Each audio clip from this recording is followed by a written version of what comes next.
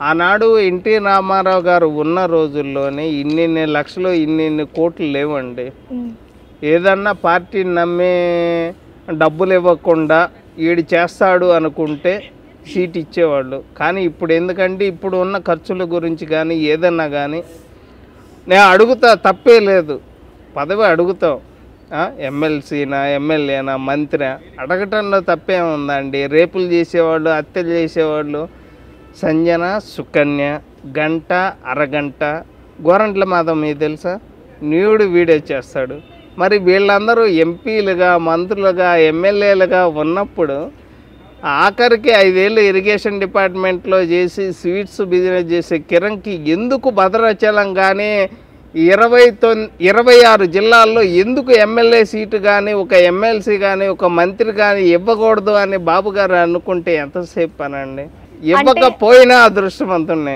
మీరు మాట్లాడే మాటల్లో నాకు అర్థమయ్యేది ఏంటంటే ఇదంతా కేవలం బాబు గారి దృష్టిలో పడటానికి చేసే ప్రయత్నమేమో అని నాకు అనిపిస్తుంది. బాబు గారి దృష్టిలో పడటానికి కాదండి, దృష్టిలో పడినా పడకపోయినా మనం ఇదే విధంగా కష్టపడతాం. సరే నేను బాబు గారు వచ్చారు, అంత జనాభాలో కూడా ఇక నాకు కూడా చూసే అవకాశం లేదు. బాబు గారి దృష్టిలో కాదండి, నాకు ఆంధ్రప్రదేశ్కి రాజధాని అమరావతి కావాలి అనేది నా టార్గెట్. అది ఒకవేళ 2024లో టీడీపీ రాకపోతే మీ పరిస్థితి ఏంటి? నా పరిస్థితి కాదండి, ఆంధ్రప్రదేశ్ని 28 రాష్ట్రాల నుంచి తీసేయండి, ఇంకంతే, ఇంకేం లేదు. ఇప్పటికే మీకు అక్కడ అన్నీ అమ్మటం, తాకట్టు పెట్టడము, అన్నీ ఈ పార్లర్లు, ఇవి పాల కేంద్రాలు కానీ, ఇవి సంగం డైరీ కానీ, ఏ పాల డైరీలు ఉన్నా అన్నీ అమూలకే పొయ్యాలి పాలు అని చెప్పటం కానీ, గవర్నమెంట్ స్థలాల్లో అమ్మటం కానీ ప్రతి ఒక్కటి చేస్తున్నావు. కేసులను మేనేజ్ చేస్తే ఎన్నేళ్ళు బయట ఉంటావు చెప్పు. అరే 31 కేసులు పెట్టుకొని 16 నెలలు జైల్లో ఉండి 10 ఏళ్ళుగా బెయిల్ మీద బతుకుతా నీకే ఎంత ఉంటే, ఏ తప్పు చేయని డెవలప్మెంట్ తప్ప ఇంకేమీ తెలియని చంద్రబాబు గారికి ఈసారి చెప్పారు, ఈసారి మాత్రం తగ్గే ప్రసక్తి లేదు. జగన్కి మాత్రం ఏ విధంగా ఉంటుంది అంటే తన ఊహకి కూడా అందదు.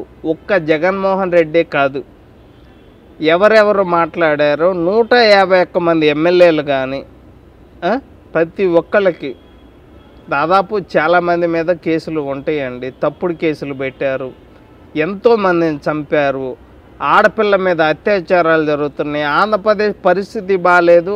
ఆడపిల్లలు అయితే ఇంట్లో ఉన్నా కూడా వాలంటీర్లు వచ్చి రేపులు చేయటం, కన్న కూతురు ముందు తల్లిని రేపు చేసిన వాలంటీర్లు ఉన్నారు, ఎంతోమందిని చంపిన వాళ్ళు ఉన్నారు. 30,000 మంది ఆడపిల్లలు కనిపించట్లేదు. సరే ఆంధ్రప్రదేశ్ కనుక మళ్ళీ జగన్మోహన్ రెడ్డి వస్తే ఏమైందంటే ఒక్క కిరణ్కే నష్టం కాదండి. కిరణ్ ఒక్కడికే నష్టం అయితే ఈరోజు టీడీపీ పార్టీ ఆఫీస్ దాకా ఎందుకు వచ్చేవాడు? కిరణ్కి ఒక్కడే నష్టం అయితే పెద్దగా అసలు ఇలాగ వీడియోస్లో కూర్చోవాల్సిన అవసరం లేదు. ఆంధ్రప్రదేశ్కి కానీ టీడీపీ పార్టీ మెయిన్ చంద్రబాబు గారి కుటుంబానికి కానీ ఇట్లాగా మాట్లాడుతున్నారు కాబట్టి ఇది కరెక్ట్ కాదు. ఆంధ్ర రాష్ట్రం బాగుండాలంటే చంద్రబాబు నాయుడు గారే ఉండాలి అని చెప్పి నేనైతే చెప్పగలను. మీకు ఎప్పుడైనా వైసీపీ కార్యకర్తల నుంచి కానీ లేదా అంతకు మించిన నేతల నుంచి కానీ నాయకుల నుంచి కానీ ఎప్పుడైనా బెదిరింపు కాల్స్ కానీ మెసేజెస్ కానీ వచ్చాయా? నాకు అలాంటివి ఏమీ రాలేదు కానండి. మేము చౌదరీస్ అయినా కానీ నా ఫ్రెండ్ రెడ్డిస్ వాడు పక్క వైసీపీ.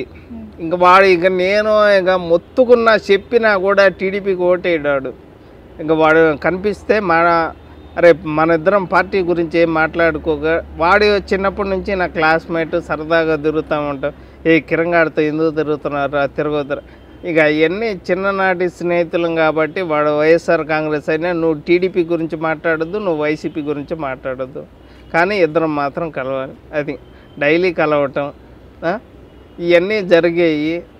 కొంతమంది వాళ్ళు ఎందుకంటే నేను టీడీపీ గురించి మాట్లాడుతున్నా, ఏది చేసినా కొంతమంది ఏదో నువ్వు గంజాయి తాగుతావు అది ఇదా అంటే ఊరక మాట్లాడారు. కానీ పెద్దగా నా మీద దాడులు అయితే ఏమి చేయలేదు. నా మీద పగ పెంచుకున్నా కానీ ఈ అబ్బాయిని ఎట్టయినా పట్టుకోవాలని కానీ మెయిన్ విడతల రజనీ వాళ్ళు కానీ రోజా కానీ ఇంకా వీళ్ళు కానీ ఉన్నారు.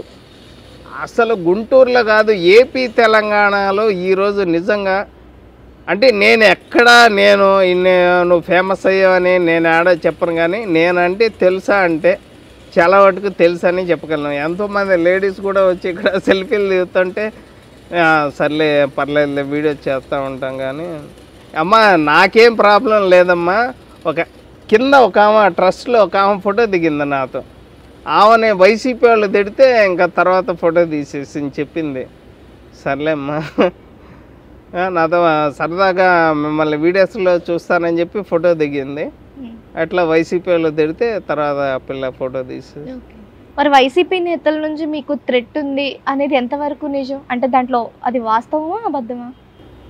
నేను అంటే వైసీపీ చేసే అరాచకాల గురించి మాట్లాడా. నేను రెడ్లకు వ్యతిరేకం కాదు, వైసీపీ పార్టీకి వ్యతిరేకం కాదు. దానికి చిన్న ఎగ్జాంపులే మా ఫ్రెండ్ సుబ్బారెడ్డి, కారసాని సుబ్బారెడ్డి మా ఫ్రెండు. అసలు డైలీ నేను గుంటూరు వెళ్తే కలిసేది అది.